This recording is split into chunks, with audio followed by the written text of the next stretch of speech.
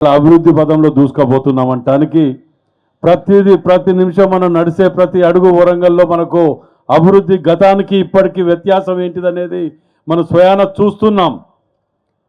కాబట్టి ఇవాళ మనము కొత్త బస్సులను ప్రవేశపెట్టి మహాలక్ష్మి పథకం కింద మహిళలకు ఉచితంగా సుమారు 125 కోట్ల మంది మహిళలు ఉచితంగా ఇలా ప్రయాణిస్తుంటే ఈరోజు ఎలక్ట్రానిక్ బస్సులు, సౌండ్ పొల్యూషన్, అలాగే ఎలాంటి పొల్యూషన్ లేని బస్సులను తీసుకొచ్చిన ఘనత తెలంగాణలో మన యొక్క ఇంద్రమ్మ రాజ్యం వచ్చింది, ఇంద్రమ్మ ప్రభుత్వం తెచ్చింది. కాబట్టి ప్రభాకర్ అన్న నేను ఒక్కటే కోరుకుంటున్నా, అన్న మా వర్ధనపేటకు కూడా ఇంకా కొన్ని బస్సులు ఎక్కువ కేటాయించాలని కోరుతూ, రానున్న రోజులలో కేవలం తెలంగాణకి 1000 ఎలక్ట్రిక్ బస్సులు ఇవ్వడం జరిగింది.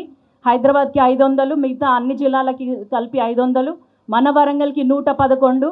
అందులో ఇప్పుడు 50 చేసుకున్నాము. సంక్రాంతి లోపు కూడా ఇంకో 25 ఎలక్ట్రిక్ బస్సులు ఇనాగ్రేట్ చేసుకోబోతున్నాం. కాబట్టి ఇట్లాంటి మహర్దశ చేపడుతున్నాము. మన వరంగల్కి చాలా అద్భుతమైన రోజులు రాబోతున్నాయి. దాని